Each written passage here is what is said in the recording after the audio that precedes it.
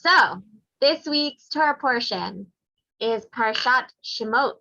It's the first parsha in the book of Exodus. So it starts off with, the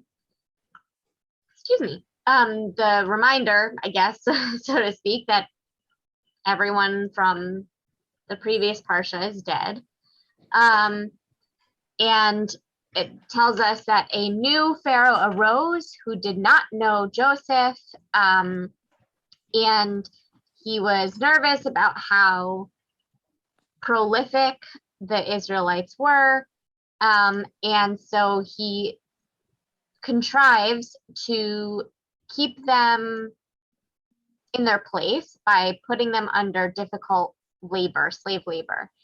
And it seems that no matter how terrible their lives are, they don't stop reproducing. So that freaks Pharaoh out. So he Sorry. So he instead declares that all of the Hebrew sons be killed as soon as they are born. So this is something we can talk about too that's always a little confused me.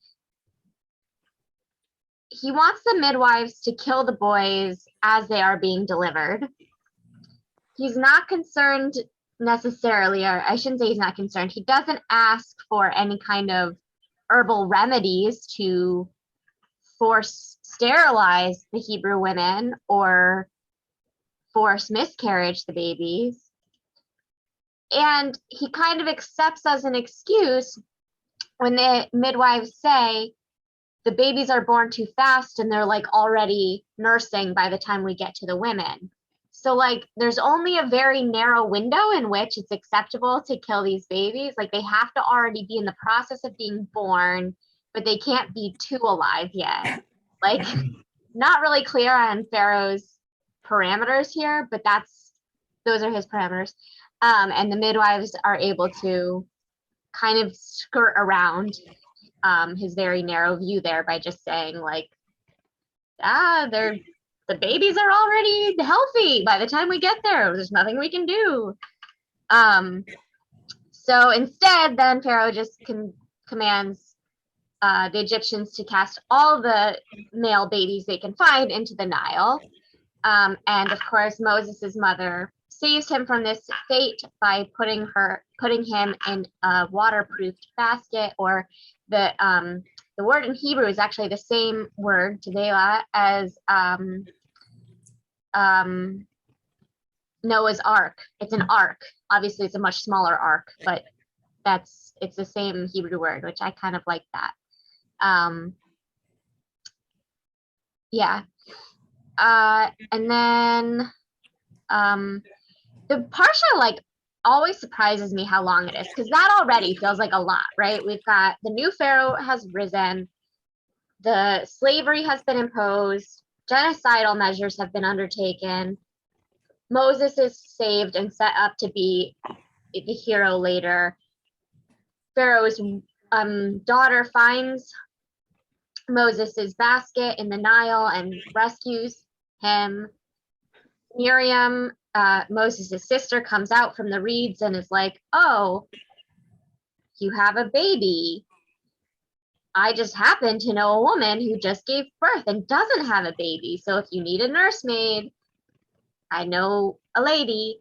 And Pharaoh's daughter goes along with this and like almost certainly must know that she's given the baby back to its birth mother, but it's like a don't ask, don't tell situation. And Moses is raised in Pharaoh's palace.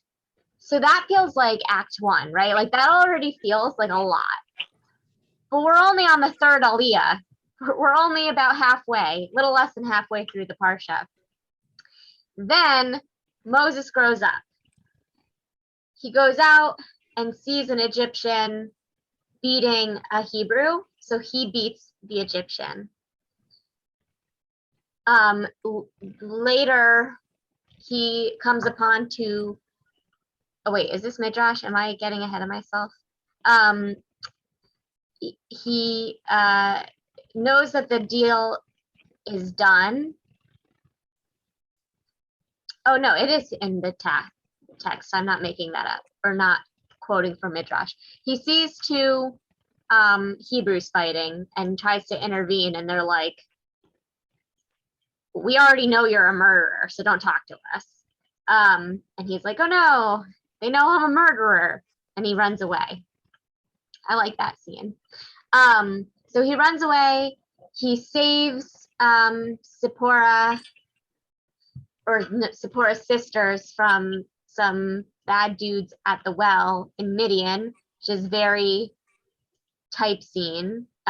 We've seen similar with Rebecca and Rachel. And so he becomes sort of accepted into Jethro's clan this way, marries Zipporah, has 2 sons. While he's shepherding Jethro's flocks, he comes upon the flaming bush, which is not being burned despite being engulfed in flames, and God calls out to him, Moses, the ground on which you walk is hallowed ground, remove your sandals, go save my people in Egypt, blah, blah, blah. And Moses argues, but eventually agrees. Aaron will be his spokesperson. This is where we learn about Moses's speech impediment. While they are on the way to Egypt, suddenly Moses is struck ill. The text is very weird at this point. The actual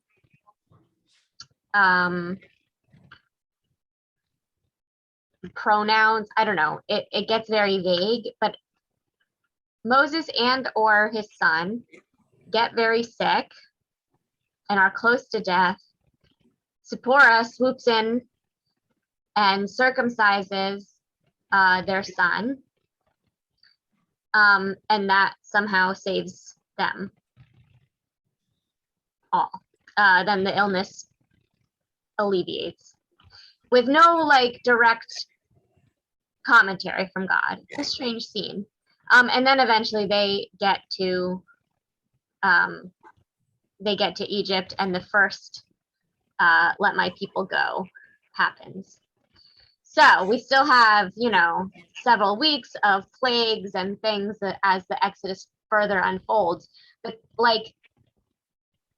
if you think about like The Prince of Egypt, right? It's a very good movie, very classic telling of the story. This Parsha alone is the first 2/3 of the movie. This is a ton of it, like material for 1 week. And part of it's like, because the Torah is very terse and we've skipped 40 years or whatever, like of time where we don't know anything about Moses's childhood or anything like that. But it always strikes me as like, this is a lot to all put in one Parsha. I know there have been questions before as far as like, how did the rabbis decide how to break up the Torah portions? I don't have a good answer. Like, why did they not cut this one off a chapter earlier or whatever? But this is what we got. So were there questions or verses that jumped out at people? Where do you all want to start? Please, Debbie. Well, let's start with sort of where you ended up, that part about Moses or his son getting very sick. It was the English translation that I have says in verse 24, the Lord encountered him and sought to kill him. Is that what the way the Hebrew reads? Yeah. So but like, where did okay, hold on. Let me find the Hebrew. This part is very confusing. It's like, who is he? Which he? And why it's not just getting sick is different from sought to kill.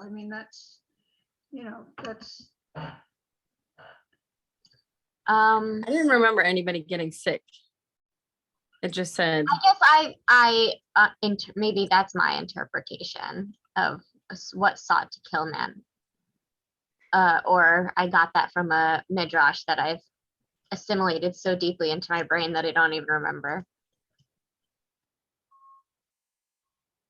Yeah, but it does, yeah, on the Vayhi Vaderech Bamalon, so along the way at the campsite, Vayif Geshehu, yeah, God met him,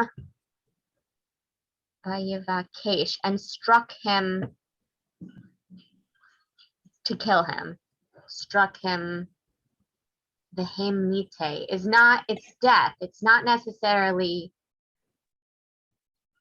it's not an active verb.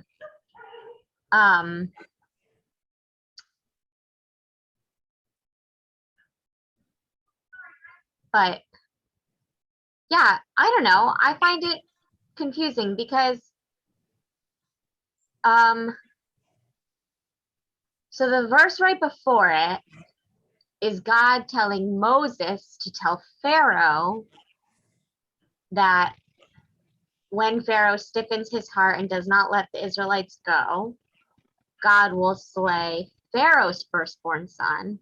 And now here's this scene where God maybe sort of is going to slay Moses's firstborn son, or Moses, unclear.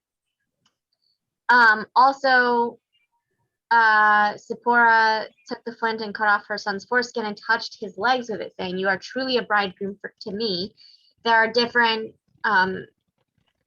commentaries or interpretations of that, of did she put the foreskin to the baby's legs or to Moses's legs? Again, it depends on how you read the he, of like which one of them is sick.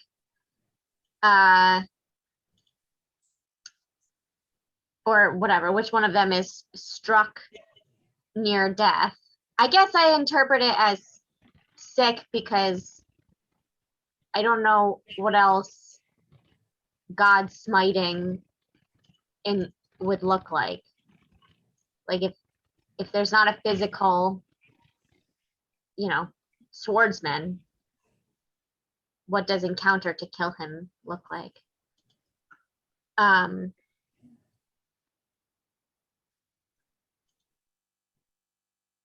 Yeah, and there's just, again, like no word from God there except that it works, but God doesn't comment on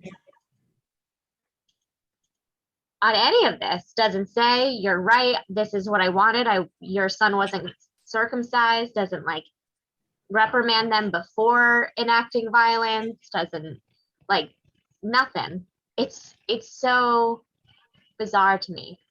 What I do like about it, though, I will say, it's a great parsha for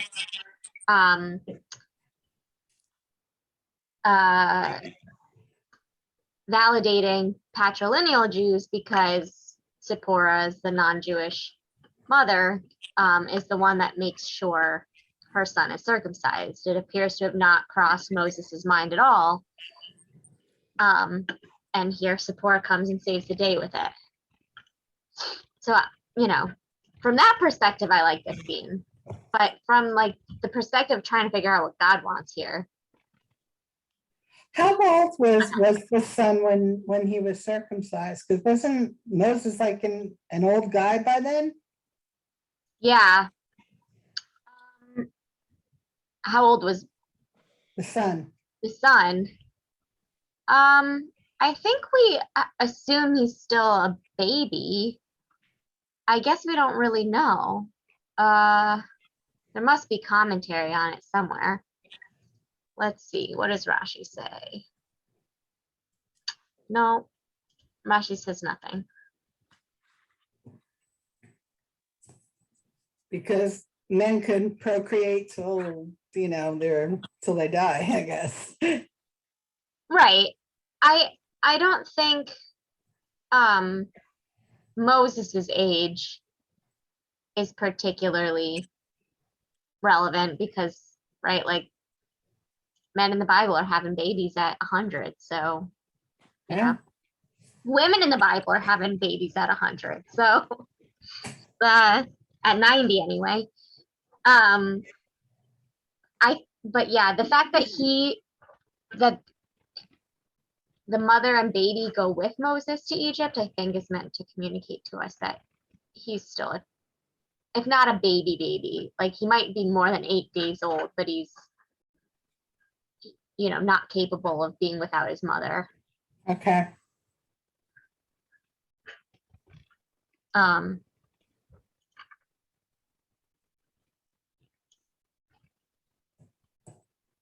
But yeah, I don't know that I don't see anything.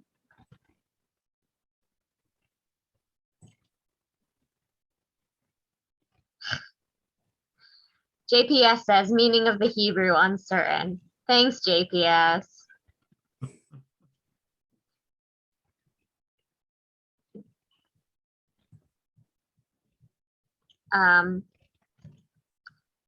Yeah, so I don't have any real answers, but we can speculate wildly here. Who do you think is struck? Don't know. Don't know.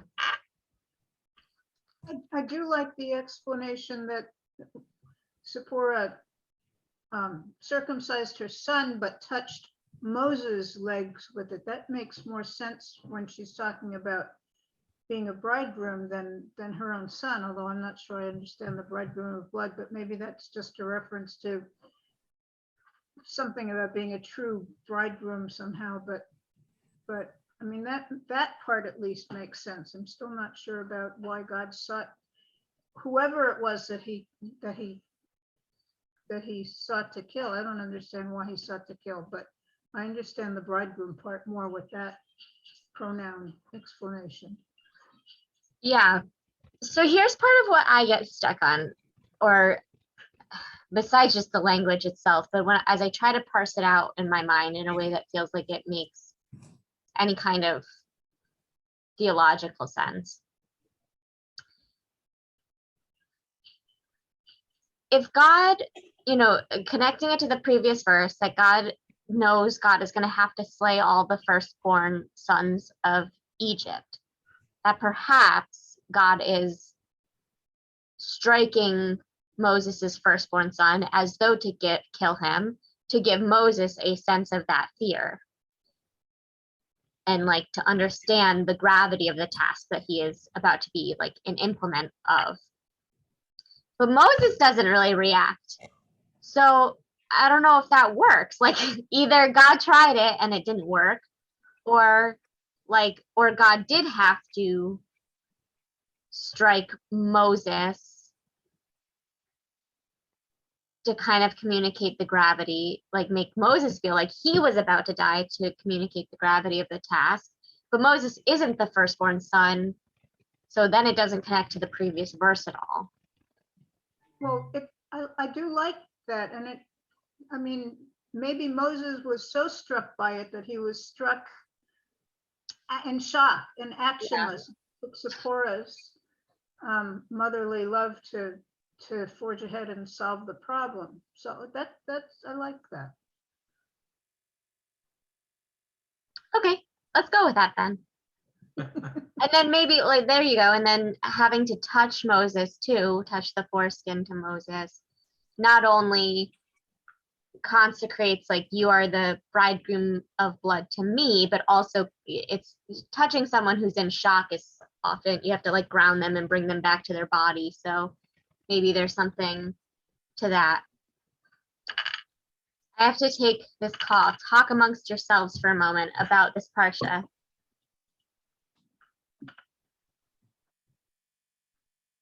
Don't everybody talk at once. That's why we wait for the rabbi to do a Torah study and don't try to do it on our own. Huh? Well, I'm going to speak because I find again that they seem to be going through an awful lot of machinations to get to the known outcome. Like To get to the what, Nancy? The the known outcome. Okay, God knows he's going to deliver his people, right. but he goes through all this sorrow and what's the word I'm looking for? Retribution, and instead of just saying, okay, just leave. I don't know, And he could have said that 100 years ago too, although 1,000 years ago. No, maybe 100, but well, yeah, and I mentioned that the last time is like, so, and the rabbi said, because to create a great nation, you need to increase your people and have them understand their own people and have their own peoplehood and that kind of thing. But you would think that would have happened by now if the Israelites were so numerous in Egypt that it made the Pharaoh nervous, as well as there must be Israelites back in Israel. plus I think it has made us a better people maybe. I mean, if the only thing in our history was the, winning over all those people in the land of milk and honey that they list, it would make us really, swell-headed. But the fact Yeah. that we have slavery in our background helps temper all that maybe. That's true. It would make us feel entitled. I have to say that I think the Jewish people have been through quite enough. Right. It could stop now. Yeah, our Yeah. heads definitely could not be swelled from, I don't know, success in terms of the people around us. As an aside, I found a Jewish science fiction book. We were talking about this the other day, although it's out of print, but it's called Planet of the Jews. And Oh, I've heard of that. and the premise is that Jews are once again subjected to anti-Semitism to the point not just being kicked out of England or Europe or the Mediterranean, they're kicked off the planet. And it goes from there. Is the new planet named Israel by any chance? I put in an interlibrary loan request for it because it's no place to. I think that's the perfect solution. We get our own planet. The author just had a new book out. He was on a podcast. Of course he was. What? I said, of course he was. That's why you know about it. Yes, because yeah. These kids today. Women and God? Yeah, boy. okay, that must be his new one. Philip Robert. He's a rabbi. I think he's a conservative rabbi, but his new book is like very much about suicide, no, a murder. I can't remember now what the the episode is about, but it's he really specifically wanted to write about not conservative Jews. He wanted to get outside of his own bubble, and it sounded really interesting. And but I don't think the new one is sci-fi. I'm sorry, Anyway, digress. Sorry about that. Where were we? We were on our own planet. We're on our own planet. Sure. That's the next Exodus to the stars. I want to just interject here. I've been watching the series from URJ, Israel Past, Present, Future, I think it is. Yeah. And it's excellent. Yuri Friedman is the narrator. But it's talking about The country.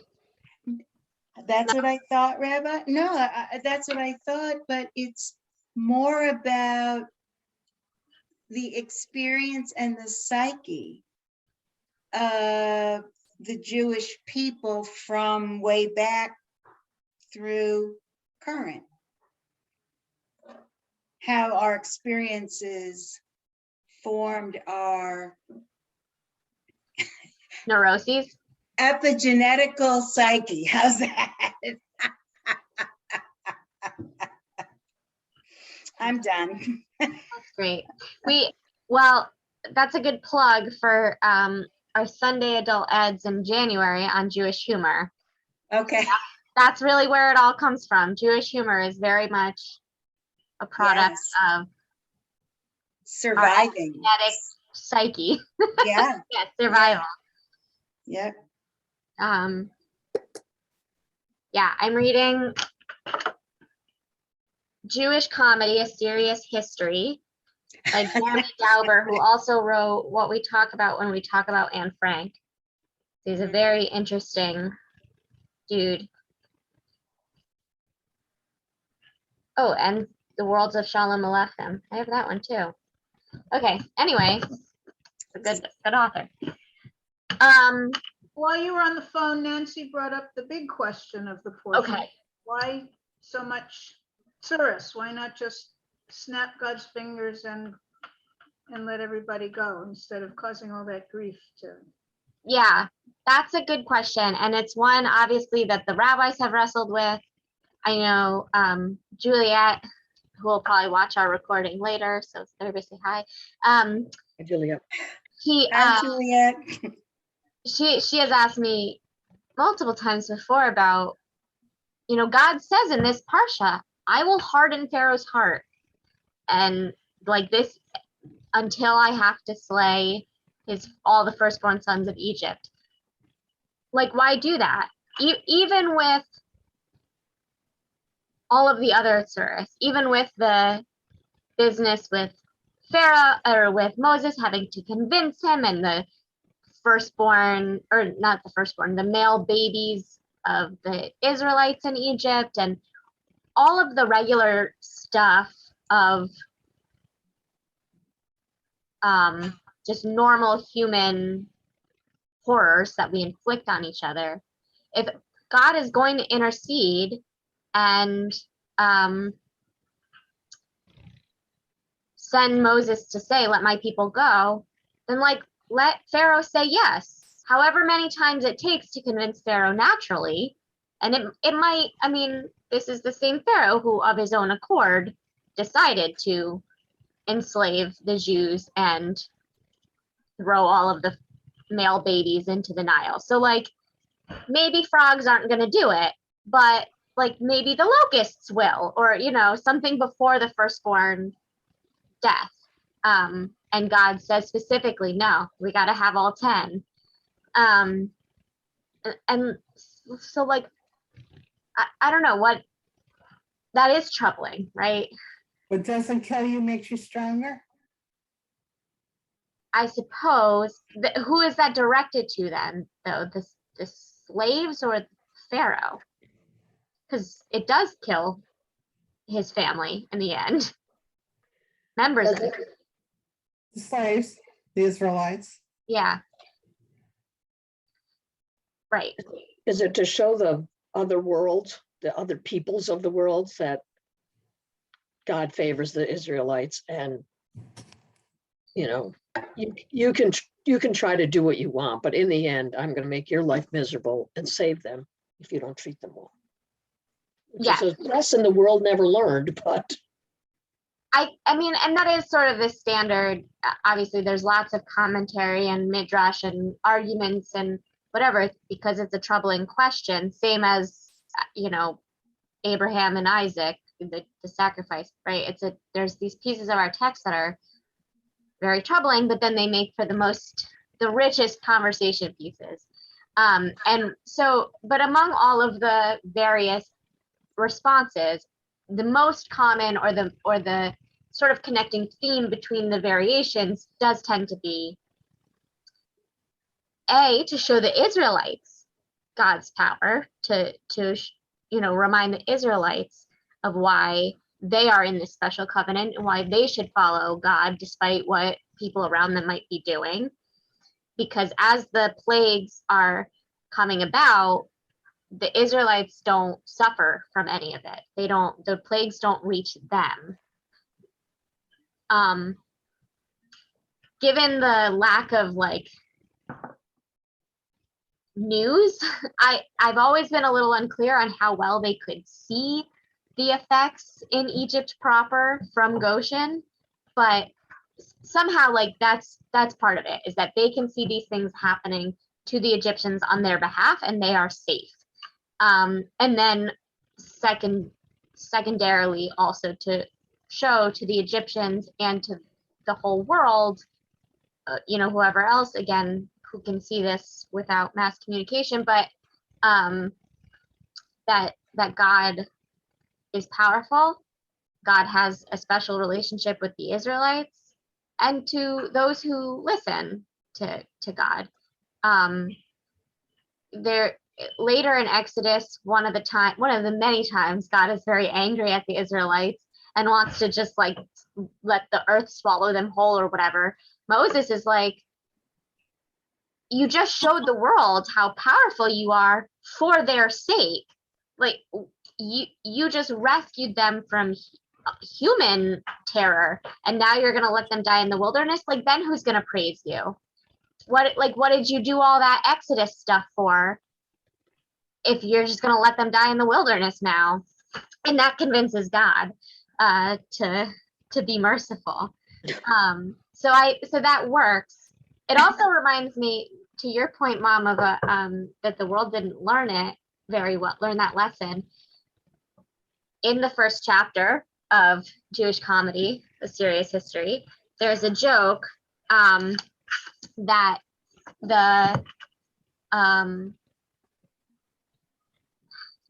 a Jewish rabbi says something kind of insulting to the Roman emperor. I already forgot. I listened to it this morning and I already forgot what the joke was. But he says something that kind of gets at the Don't do stand up. what? Don't do stand up. Don't do stand up. Yeah. Here we go. Come, let us all be one people. Very well, says Rabbi Tanhum, but we who are circumcised cannot possibly be like you. You become circumcised to be like us. And the emperor replies, you have spoken well. Nevertheless, anyone who gets the better of the king must be thrown in the arena. So they threw him in, but he was not eaten. Thereupon a heretic remarked, the reason the lions did not eat him is because they are not hungry. So they threw the heretic in, and he was eaten. So there's that like double-edged nature in this joke too, like just as with the plagues, that those in power can do whatever they want to the Jews, and they will. But in the end, God is still in ultimate power. But that's what this author then says outside of the joke itself is, but looking about, miracles outside of the pages of Talmud tend to be in awfully short supply. So maybe be careful about how you insult the emperor. So, there you go. There is an interesting line. It's 3:19, and God is trying to persuade Moses to go do his thing. I think he's still in the burning bush. Yeah. And he says, yet I know that the king of Egypt will let you go only because of a greater might. That sort of implies that God just knows that Pharaoh's the way he is, rather than God directing Pharaoh to say no. In this one, he said he just knows the kind of person Pharaoh is, and Pharaoh's not going to let him go without something nasty happening. So he's got all these plans. So that's a little easier to take. It is, but then why would God need to harden his heart? Like, if Pharaoh's heart is already hard, and like I said, I believe that blood in the water and frogs wouldn't convince this Pharaoh. This Pharaoh has proven himself to already be pretty terrible. But the God is pretty clear that that God forces the situation to rise to the 10th plague.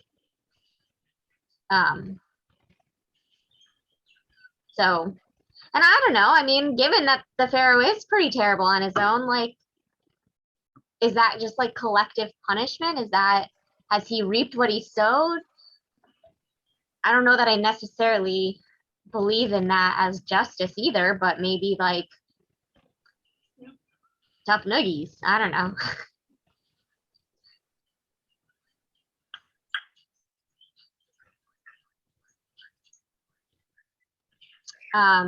Yeah. Rashi says, as long as God does not let him, Pharaoh, feel God's strong hand, he will not let you go.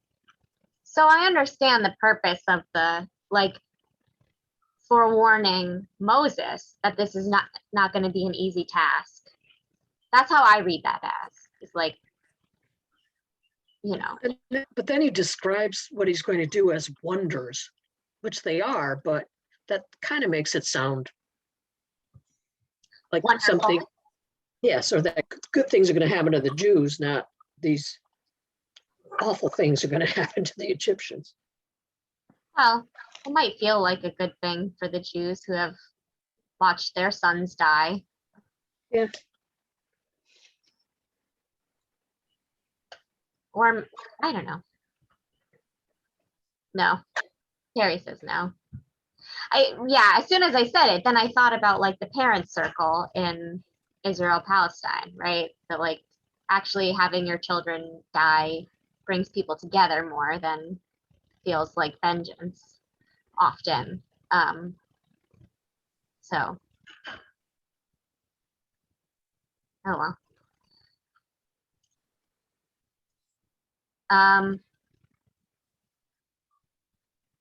Yeah. Also, I like this in that same section that Debbie just pointed out, the end of chapter 3. Each woman shall borrow from her neighbor and the lodger in her house objects of silver and gold, clothing, and you shall put these on your sons and daughters, thus stripping the Egyptians. So when we get to that in a couple weeks, when we get to that 9th plague, it doesn't say just the women there, so that's interesting that here it does say that each woman. But the midrash there is that it wasn't dark for the Israelites. Like somehow the darkness, it's not like the dark of night. It was a blindness that only struck people who did not believe in God. So it struck the Egyptians and it struck Israelites who didn't want to leave. That there's a midrash on that too, that there were some who were afraid to go and they were satisfied with their positions as maybe court slaves or some house slaves. They had a higher, cushier job than the ones building out in the hot sun. And they didn't want to go. And so they are also struck with the darkness. And so then it allows the Jews who will be going on the Exodus, they have the sight to go in and just like pick up what they want from the Egyptians' homes, like under their noses, but the Egyptians can't see them. And that's how they end up with all of the materials needed to build the Mishkan. When you get to that and you're like, wait a minute, why do they have all this stuff in the wilderness? It's because they're able to go and ransack Egypt during the 9th plague. I kind of like that idea. Yeah. That it's right under their noses. It's not like in wars where they kill everybody and then plunder. They just blinded these folks temporarily and took their stuff. And when they opened their eyes, they're like, what? Where's grandma's ring? Exactly. So people haven't changed very much in all these years. No, I mean, I think that that's the power of our sacred text, is that more than anything, it shows essential truths of humanity and the things that we are destined to keep struggling with Over and over and over and over. over again. And not to say that we can't learn from that, or like that that Absolutely. it will never get better, but like these are parts of, you know, Human nature. yeah, exactly, human nature. Mhm. Yeah.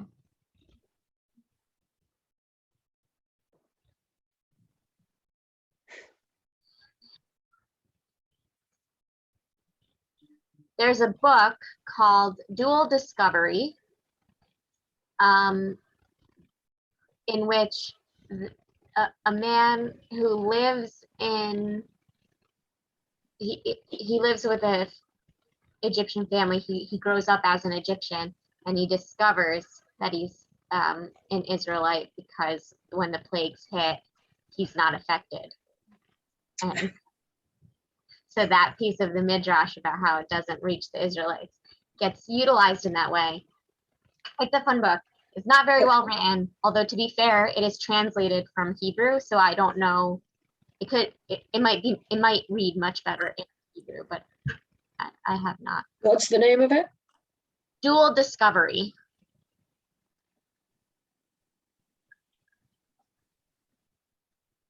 It's a fun, quick read. Yeah. Are there other questions or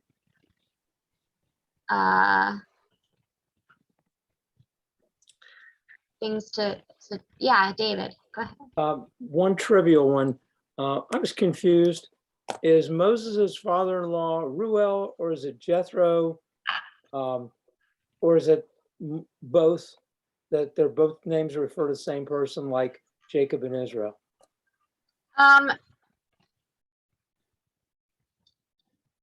So there's two. A more popular midrash is that they are the same, that Jethro or Yitro was his Midianite name when he's priest of Midian, right? He's identified that way. But he also shows great deference to Moses and the God of Israel.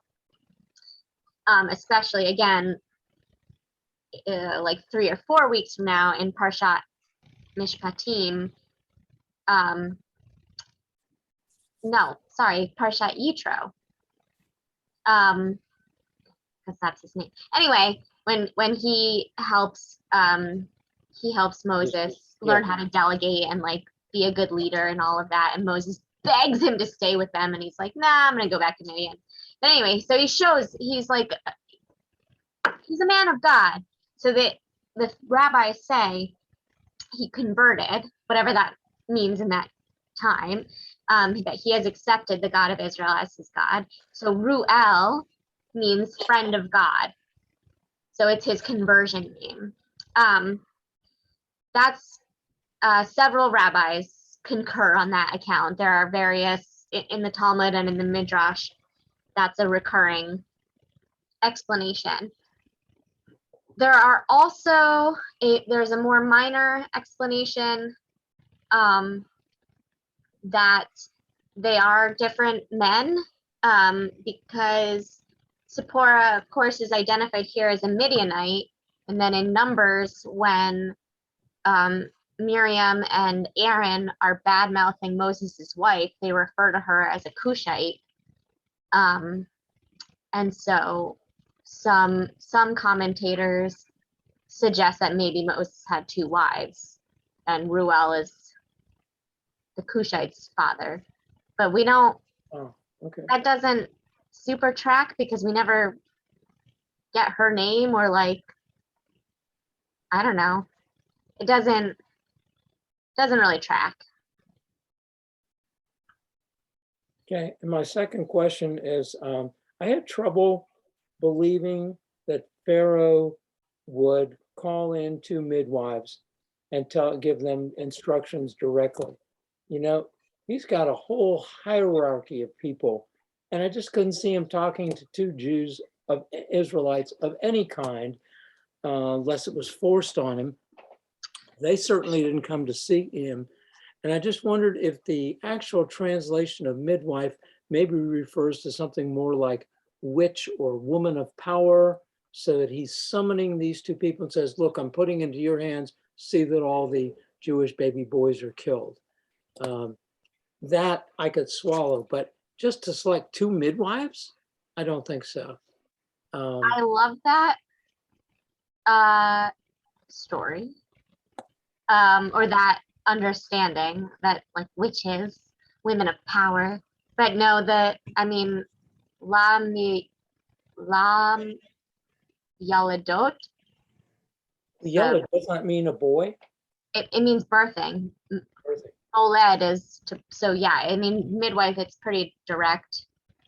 Huh. They're the birthers, the women that facilitate birth. I just couldn't. Well, I would even have heard of them. Well, that's not true. All he had to do was say, bring me two Jewish midwives.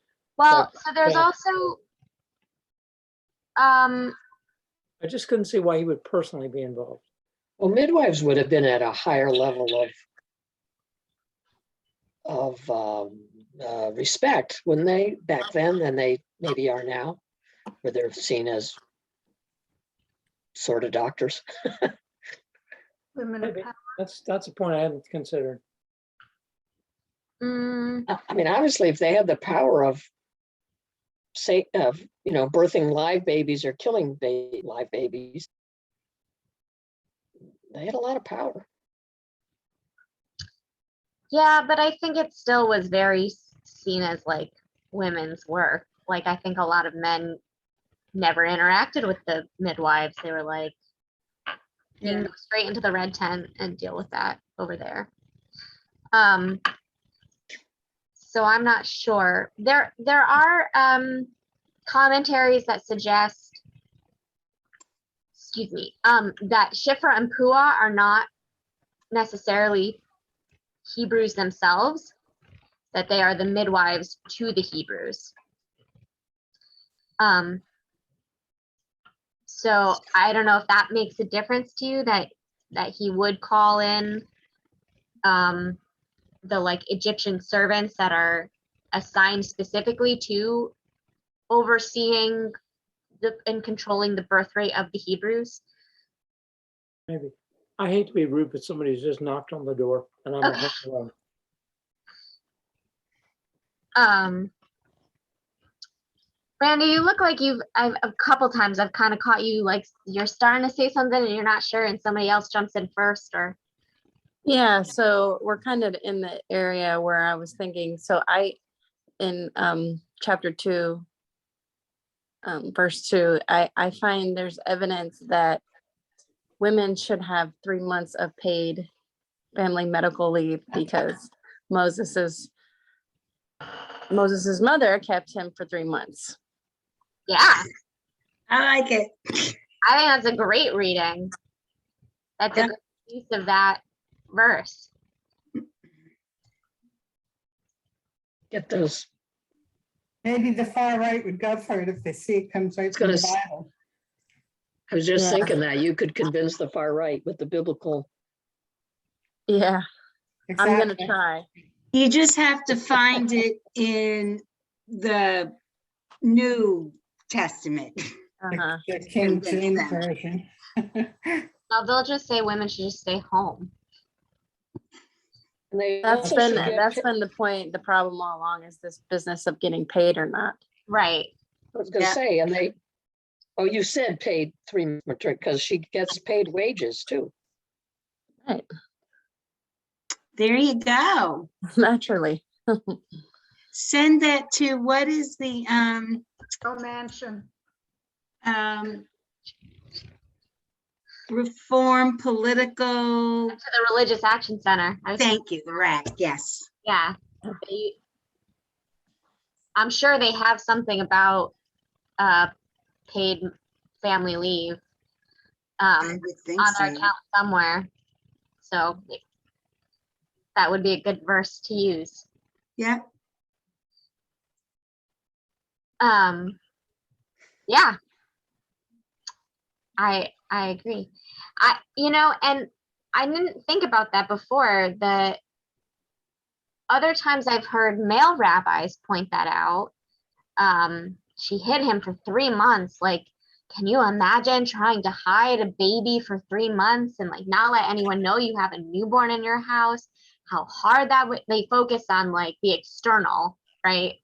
Of people will know there's a baby in the house. I like that sort of flipping that a little bit of Yeah. how important it was that it was worth to hide him, that she needed that 3 months with her baby.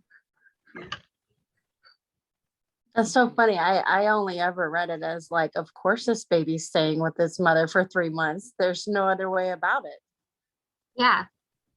And the baby needs his mother, Yeah. both. Yeah. Yeah. I didn't, it's a little piece that I picked up in motherhood. Like I had no idea, like the first 3 months, like the baby's basically attached to your bosom and that's how you all get along. Yep. I used to say the baby went from an internal system to an external system.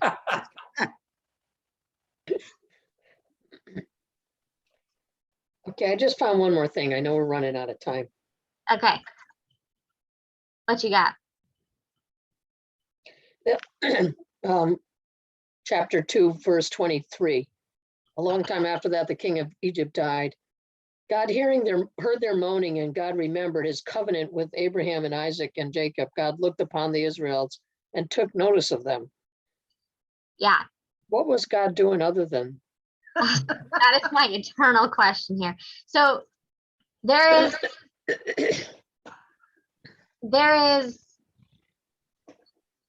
I want a word stronger than meaning. There is deep purpose to the succession of verbs here. That it's not just, like, oh, then God saw what was happening and intervened. God heard, God remembered, God saw, God took notice.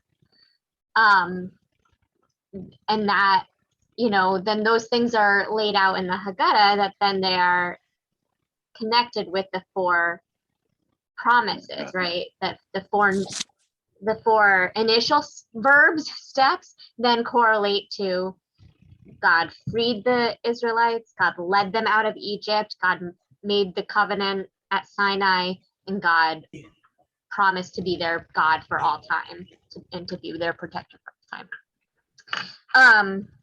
So from a textual point of view, that's the purpose. From a theological point of view, like actually what was God doing? It's troubling. I guess, my Bible teacher in rabbinical school used to point out that throughout the Bible, we see God being omniscient, omnipotent, and omnibenevolent, but never all 3 at the same time. So whatever God's expansiveness is, the limit, the way that, if you want to pull into some Kabbalah, the way that God had to withdraw to make space for humans and the world limits God's ability to utilize all 3 strengths at a time. And so, in places where that is not a call I need to take. In places like Noah, we see God being omniscient and omnipotent, but not omnibenevolent. God chooses to destroy the world rather than try to reform the people. Here, God's goodness is coming forth, and God would rather free the Israelites, and that inhibits God's ability to be omniscient and perhaps omnipotent, like to get back to the question of why can't God just snap God's fingers and free the slaves? Maybe that's the flip side of when God's goodness comes through, or kindness or mercy, that limits God's actual ability to interfere directly because God's not that kind of God.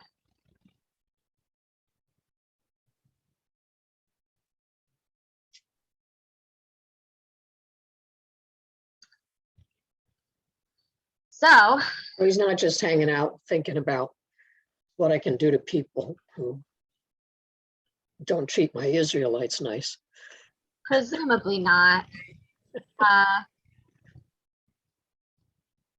Let's see.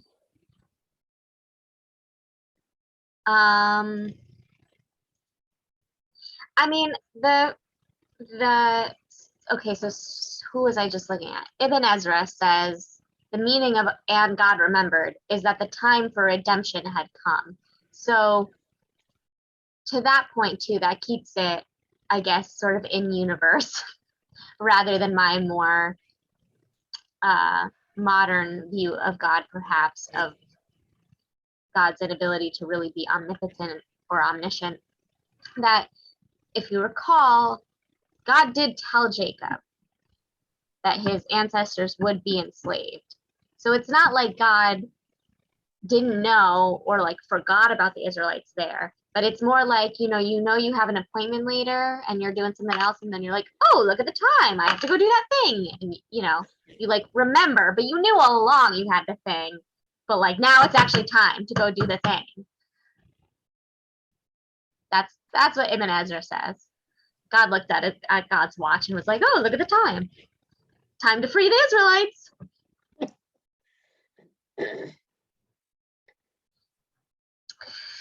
Okay. So look at the time. Time to close the Zoom room. Time to free the Bye-bye. congregants. Rabbi, before you go, did you hear about the incident in the DC schools where the third graders were made to reenact the Holocaust because the Jews ruined Christmas? Yeah, yes, I did. No. Today's front page of the Washington Post. Okay. Because It the was Jews on, it's been on some of the network news too, yeah. But they didn't even say if it was an instructor made And this, a library instructor. made a third grade reenact, including somebody had to portray Hitler and then portray his suicide, portray the killings, and she They had to asked dig them mass why. graves, She asked pretend them to be on the train and in the gas chamber. Oh, God. why did the Germans do this? She asked the class, or he, and then she said because they ruined Christmas. And then the class was told not to tell anybody about it, but they went back. Whoa. They told their homeroom teacher about it right away. Good. I'm Is glad she they in- knew to tell. Anytime a teacher says, don't tell anybody about this, that's a huge red flag. She in jail yet? They She's dismissed. I think she was put on leave. Yeah. I would And hope. immediately on leave and escorted from the building. Oh, my God. And these are I mean, this is horrible at any age, but 8-year-olds. third grade. That's wildly inappropriate. They have Uh, counselors. That's Yeah. wildly understated. Anyhow, I found that disturbing and was just wondering if you had heard about it. Not hear about that. So I'll I hadn't read It's- I hadn't read the post yet. yeah. I will check it and check to see. I'm sure Federation has a response that maybe we can I'm sure, yeah. also send out. Thanks for the heads up. Yeah. And on that note, sorry. Look at the time. I think this constitutes as a long Jewish goodbye. All right. This is Bye, our last one, right? It is our last one for the foreseeable future, but please join us Sundays in January. I think this Jewish comedy, I haven't fully figured out how we're gonna structure the course, but there will be lots of jokes. So And we can all get use jokes. that right about now. yeah, Yep. What time will it be on those Sundays? it will be 1 o'clock, except for the 16th. One of the 5 is Tu B'Shvat, so I needed a little bit earlier, so I have time to get to other Right. got doings. And when's the first one? January 2nd. Okay, Yeah, Mom can, we See, can share a computer that day. Rabbi, What? can we talk about Tu B'Shvat at some point before I do the e-kibbutz for January? I need some more details to. Yeah. All right, I'm gonna stop recording. Goodbye.